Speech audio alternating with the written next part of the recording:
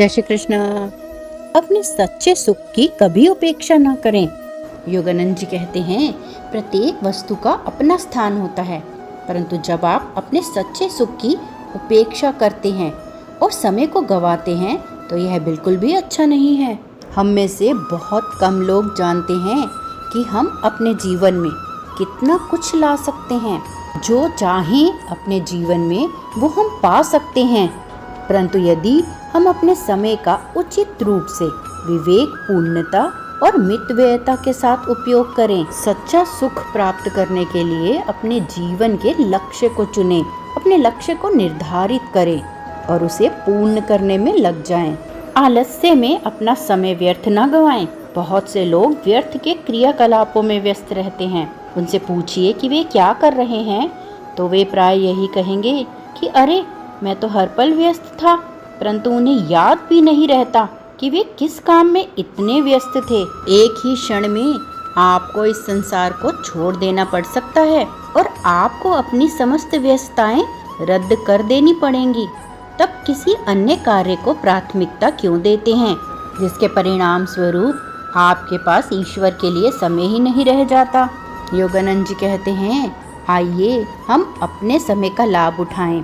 हमारे जागृत होने से पहले ही जीवन काल समाप्त हो जाते हैं और इसी कारण हम ईश्वर प्रदत्त अविनाशी समय के महत्व को अनुभव नहीं कर पाते।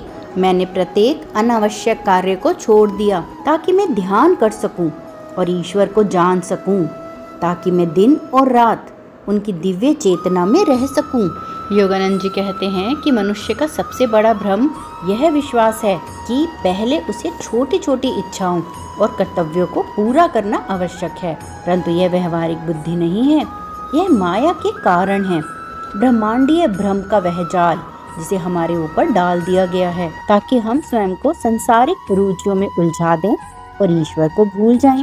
मुझे अच्छी तरह से याद है कि मेरे गुरुदेव स्वामी युक्तेश्वर जी के पास एक युवा शिष्य के रूप में अपने प्रशिक्षण के दौरान मैं स्वयं को प्रतिदिन यह वचन देता था कि मैं कल अधिक लंबे समय तक ध्यान करूंगा। पूरा 1 वर्ष बीत गया था जब मुझे अनुभव हुआ कि मैं अभी भी इसे टाल ही रहा था।